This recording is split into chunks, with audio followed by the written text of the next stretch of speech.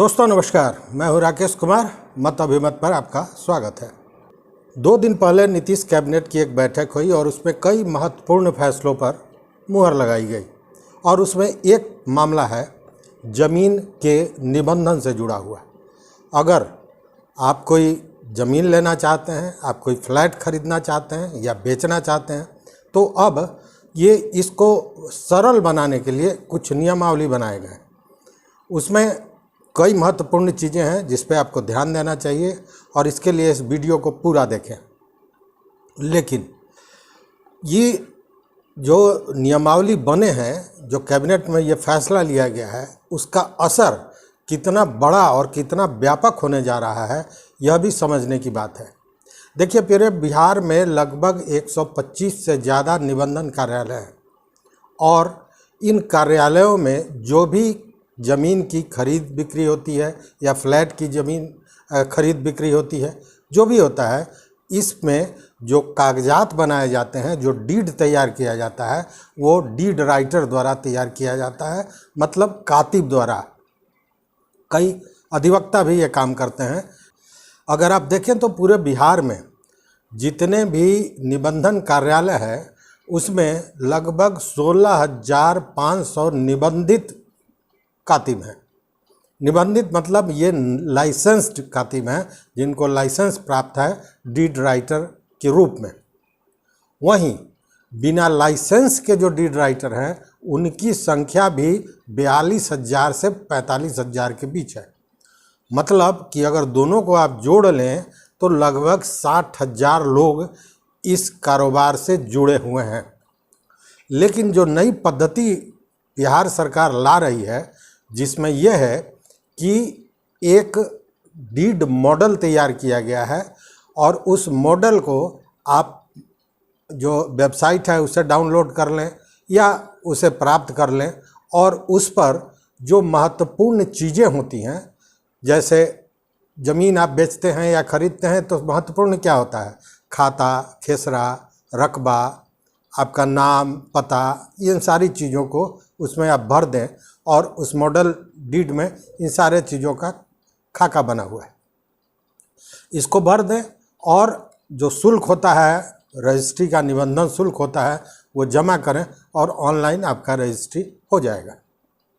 अब ऐसे कानून को लाने के पीछे क्या कारण है? सबसे बड़ा कारण यह है कि सरकार का ये मानना है कि एक डीड को तैयार करने में जो डीड राइटर हैं, जो कातिब हैं, जो दस्तावेज़ तैयार करते हैं, वो 2,000 से 5,000 रुपये तक लेते हैं एक डीड राइटर, माने एक दस्तावेज़ तैयार करने के लिए। तो सबसे पहले कि जो कातिब के पीछे जो खर्च होता है वो आपका बचेगा, पहली बात।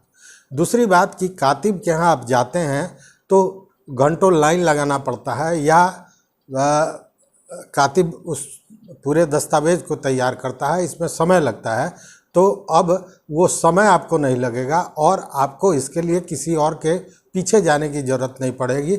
आप स्वयं उसको भर लें, अगर आप भर सकते हैं तो भरें, अन्यथा आप डीड राइटर का भी उपयोग कर सकते हैं, उनसे भी सहायता ले सकते हैं। लेकिन जब आप सहायता लेंगे तो स्वाभाविक है कि जो डीड राइटर का शुल्क है वो आपको देना होगा। तो इसको कुछ सरल बनाने के लिए इस तरह की बात की जा रही है। साथ में आपको बता दें कि जो डीड राइटर होते हैं, निबंधन कार्यालय के पास बैठते हैं, ये 40 वर्ष पुराना संकल्प सरकार का था कि जो डीड राइटर हैं उनके लिए शेड बनाना है कि उस शेड के नीचे बैठें। यह भी बातें आ रही थी कि हर निबंधन कार्यालय के पास उतनी ज़मीन नहीं है, फिर उतना संसाधन लगाना पड़ता है और शेड बनाना पड़ता है। तो अब उस संकल्प को भी वापस ले लिया है। अब डीड राइटरों के लिए शेड बनाने की आवश्यकता या उसकी ज़रूरत सरकार को नहीं होगी, वो सरकार इसके लिए बाध्य नहीं होगा, चूँकि 40 वर्ष पुराना वो संकल्प था, उसको ही वापस ले लिया गया है। लेकिन और भी कई तरह के परिवर्तन किए गए हैं। एक तो सबसे बड़ा परिवर्तन यह है कि हालांकि इसके लिए कुछ सुविधाएं भी दी गई हैं। सुविधा क्या है कि हर जगह जो निबंधन कार्यालय होंगे उसमें कंप्यूटर की संख्या बढ़ाई गई है, कंप्यूटर ऑपरेटर्स की संख्या बढ़ाई गई है, वहाँ पे एक केंद्र बनाया गया है जहां आप इसकी जानकारी ले सकते हैं। मतलब यूँ कहें कि सहायता केंद्र भी रजिस्ट्री ऑफिसेज में बनाए गए हैं। लेकिन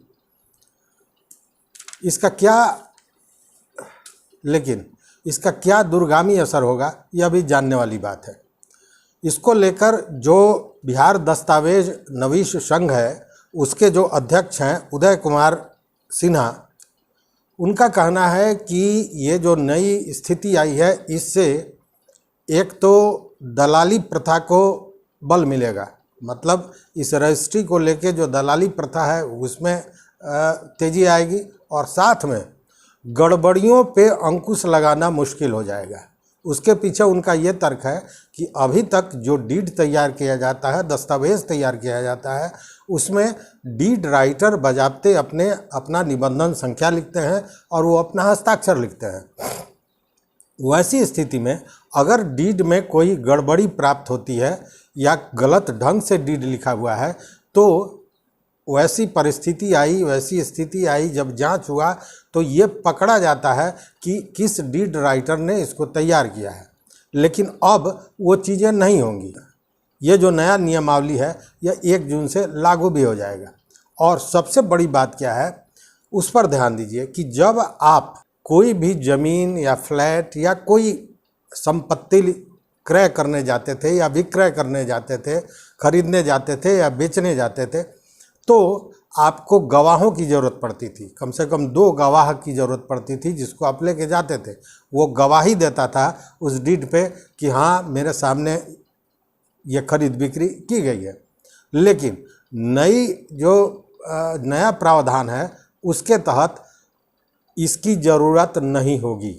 मतलब उसमें गवाह की ज़रूरत नहीं होगी, पहली बात। दूसरी बात कि अब गवाह के जगह पे सीधे आधार कार्ड को आपका उससे लिंक किया जाएगा, और आधार कार्ड का नंबर जब आप देंगे तो बायोमेट्रिक सिस्टम से उसको चेक कर लिया जाएगा और उसी आधार नंबर को उसमें एंट्री किया जाएगा और उसके साथ ही आपका निबंधन हो सकेगा। इसके पीछे सरकार का एक ये भी कहना था कि जब आप निबंधन कार्यालय में जाते हैं तो एक तो खरीदने वाले होते हैं, बेचने वाले होते हैं, उनके साथ कुछ लोग होते हैं और साथ में गवाह होते हैं। तो एक बड़ा हुजूम, एक बड़ी भीड़ हो जाती है, और इसको लेकर इस भीड़ को कम करने के लिए इस तरह की व्यवस्था लाई गई है। इससे न गवाह की ज़रूरत होगी, न आपको कातिब के यहाँ जाने की ज़रूरत होगी। आप फॉर्मेट को डाउनलोड कीजिए वेबसाइट से और उसको भर के शुल्क जमा कीजिए और उसके बाद आपकी रजिस्ट्री हो जाएगी। इसके लिए आपको लंबे समय तक इंतज़ार भी नहीं करना पड़ेगा। सुनने में तो बड़ा अच्छा लगता है, लेकिन इसका व्यापक असर क्या होगा ये समझिए। सबसे बड़ी बात है कि यह जो लगभग 55 से 60 हज़ार कातिब हैं, यह एक तरह से बेरोजगार होते चले जाएंगे, क्योंकि अभी जो प्रावधान रखा गया है उसमें कहा गया है कि जितने भी निबंधन होते हैं उसमें कम से कम 20% जो निबंधन है 20% वो मॉडल डीड के आधार पर करना है और उसे धीरे धीरे बढ़ाते हुए 100% तक ले जाना है। तो कातिब की ज़रूरत नहीं होगी, पहली बात। तो इतनी बड़ी संख्या में लोग जिनका रोजी रोटी इससे चलता है वो कहीं ना कहीं बेरोजगार हो जाएंगे, पहली बात। दूसरी बात कि कातिब चूँकि उन चीज़ों को जानते थे, समझते थे, इसलिए उस आधार पर उस तरह से वो लिखते थे। अब इसमें किस कारण से आप बेच रहे हैं, क्या बेच रहे हैं, उसका जो विस्तृत रिपोर्ट होता था, ज़मीन कहाँ से आया, कैसे आया, इन सारे चीज़ों की ज़रूरत पड़ेगी या नहीं पड़ेगी, यह भी एक बड़ा मामला है। चूँकि कई मामलों को आपने देखा होगा कि जब कोई विवाद फंसता है तो ये देखा जाता है कि वो जो ज़मीन बिका उस बेचने के पीछे क्या कारण था। हो सकता है बेटी की शादी हो सकता है कि जैसे मान लीजिए कि मठ मंदिर के ज़मीनों पर ये मामला बार बार आता है कि यह मठ का ज़मीन है, तो आखिर जो मठ का महंत था वो क्यों बेचा। तो उसमें कारण होता है कि मठ का जीर्णोद्धार करना था या नया मंदिर बनाना था या इसी तरह की चीज़ें होती है। चूँकि वह इसी तरह नहीं बेचा जा सकता है। अब ऐसे में क्या होगा, यह एक यक्ष प्रश्न है कि उसका जो कारण है, ज़मीन बेचने का कारण है, वो क्या दिया जाएगा और उसका उस परफॉर्मा में कहीं जगह है या नहीं है। चूँकि गवाह तो होगा नहीं, पहले एक होता था कि गवाह होता था, अब गवाह का मामला है नहीं। टोटल जो भी है वो आधार कार्ड पर है। आपको याद होगा आधार कार्ड को भी लेकर बहुत तरह की भ्रांतियाँ रही हैं। आधार कार्ड भी फर्जी बनता है, ऐसा देखा गया है। अब उस स्थिति में अगर उस तरह का कोई आधार कार्ड बनाकर और उस पर रजिस्ट्री कराता है, वैसे में क्या होगा, ये तमाम तरह की बातें हैं। लेकिन सबसे बड़ा कारण यह है और सबसे बड़ी चीज़ यह है कि आपने सुविधा देने के लिए इन चीज़ों को लाया, लेकिन स्थितियां ऐसी पैदा हो गई कि बेरोजगारों का फिर एक फौज कहीं ना कहीं सामने नज़र आएगा। इसके लिए जो निबंधन विभाग है बिहार सरकार का, उसने एक वेबसाइट भी तैयार किया है जो है nibandan.bihar.gov.in/model deed। इस पे जाके आप उसको डाउनलोड कर सकते हैं। लेकिन मैंने भी डाउनलोड करने का कोशिश किया। जब हम डाउनलोड करने के लिए कंप्यूटर पर डाले तो वो लिखता है 404 फाइल और डायरेक्टरी नॉट फाउंड। आपको ये बता दें कि मॉडल डीड भी जो है सो 3 प्रकार का है, हिंदी में, अंग्रेजी में और उर्दू में।